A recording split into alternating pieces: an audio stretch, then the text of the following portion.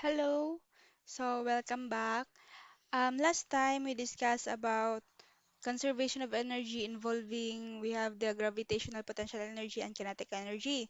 So now I'm going to give an example on paano naman if ang given natin or ang situation natin is nag-involve ng elastic potential energy.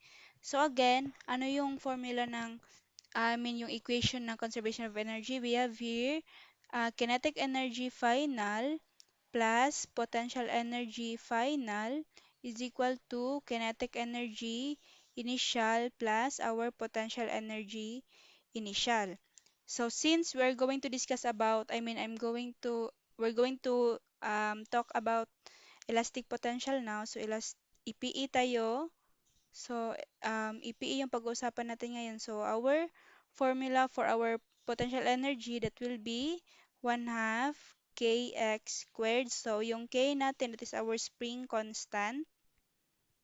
Then yung x naman natin is yung distance ng spring na na-cover sa pagka-compress niya or yung sa pagka-stretch niya. So yung sa kinetic energy naman, that will be 1 half mv squared. Again, yung m natin, that is our mass, and our v is our speed. Okay, so without further ado, let's get to our example. So we have here our example. A toy car with a mass of 112 grams is pushed by a student along a track so that it is moving at 3.0 meter per second. It hits a spring having having a spring constant of 925 Newton per meter at the end of the track, causing it to compress. Determine how far did the spring compress to bring the car to a stop. So, again, balikan natin ito ha. Balik tayo dito sa formulas natin. So, let's write this down into if mag-substitute na tayo ng given. So, yung kinetic energy natin na final that can be written as 1 half m v final squared plus 1 half k x final squared is equal to 1 half mv initial squared plus 1 half k x initial squared. Okay, so balikan natin yung problem natin. Again ha, remember na ito yung kailangan nating i-follow. Okay, so ito yung example natin. A toy car with a mass of 112 grams is pushed by a student along a track so that it is moving at 3 meter per second. It hits a spring with our spring constant of equal to 925 Newton per meter at the end of the track, causing it to compress. Determine how far did the spring compress to bring the car on stop. So first natin gawin is determine natin yung given. So ano yung given natin?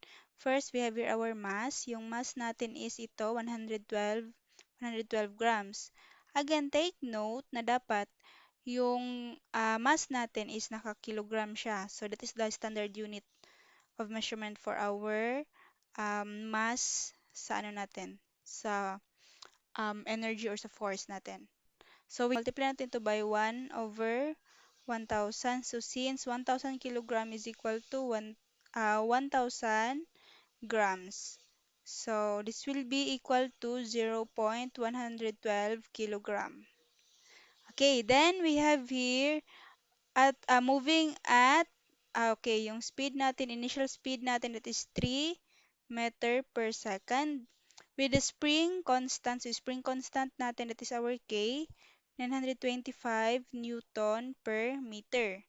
At the end of the track, causing it to compress. So determine how far did the spring compress to bring the car to a stop. So to a stop dapat siya. So yung final natin na speed that is 0 meter per second. Okay. Again, ano pa yung wala natin? So again ha, remember, ito yung dapat nating sundin. Ito. So ano pang wala? Meron na tayong mass, may yung final speed, meron na tayong K, so yung x squared natin, yung yung distance natin final or yung spring distance natin final is unknown. Then we have here our initial speed. Then our mass again, we have here what is our initial distance of the spring. So 'di ba, since wala pa man siyang action, so zero yung initial distance niya, that is 0 meters. So we need to follow this one. Again, we need to follow this one since ito yung equation for conservation of energy. So, let's plug in our given. So, we have here, copy natin. So, lagay lang natin dyan para maging guide natin. So, we have here 1/2. Substitute natin yung mga given natin sa formula ha. So, 1/2 mass. Ano yung mass natin? It is 112 grams. So, convert natin siya. That will be 0.112 kilogram times our final speed. So, yung final speed natin is 0. So, 0 meter per second quantity squared plus 1/2. Ano yung K natin? Yung spring constant that is 925 Newton per meter.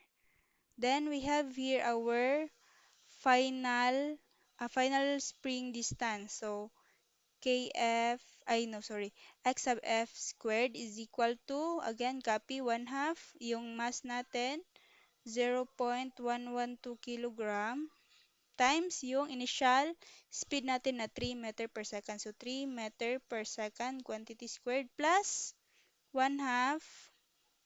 Again, copy yung spring constant. We have 925 Newton per meter and yung initial distance. So, that is 0 meter. So, magiging 0 na ito. So, this will be equal to 0 since it is multiplied to 0. It's the same on this. So, this is multiplied to 0. So, ang yung matira na lang, natin, we have here, so, listen na natin yon. So, yung matira na lang is we have 1/2 925 Newton per meter times X F squared times 1/2 0.112 kilogram times our this is 3 squared, that is 9 meter squared per second squared. Okay? So after that, this is equal to ano yung 1/2 ng 925, 1/2 ng 925, this is equal to, okay, this is 462.5. So this will be 462.5 Newton meter times our um, spring distance squared or final spring distance squared is equal to, sige, let's have this one, let's solve this one. This is 1/2 times 0.112 times 9 meter per second squared. So this is 0.0504. This is kilogram times meter squared per second squared. So take note na ito, equal yan sa 1 Newton. Okay, so this is, copy natin, X sub F squared is equal to, divide natin ito by 462.5 Newton per meter. The same dito, divide natin by 462.5 Newton per meter. Okay, so this will be, that is 0.504 Newton divided by 462.5 Newton per meter. So, yung sagot natin is, divide natin ito by 0.504 divided by 462.5, that is equal to, okay, let's copy na lang this fraction muna. So, this is equal to xf squared is equal to 126 over 115,625 meter. Okay? So, get the square root of this. This is equal to kf is equal to square root of Square root ng sagot natin, that is 0.03 meters. So, yun yung magiging sagot natin. Okay, so we have here our final answer. That is 0.03 meters. So, yan yung spring distance. How far did the spring compress? So, the cover 0.03 meter to bring the car to a stop. Okay? So, I hope nakasunod lang. Again, ito yung final answer natin ha. That is 0.03 meters. So, I hope you learned something. So, if you have question, again, please mag-comment kayo sa comment section below so that I can address your question. If wala naman, then I hope you learned something. Thank you for watching this video. Again, thank you and bye-bye. God bless.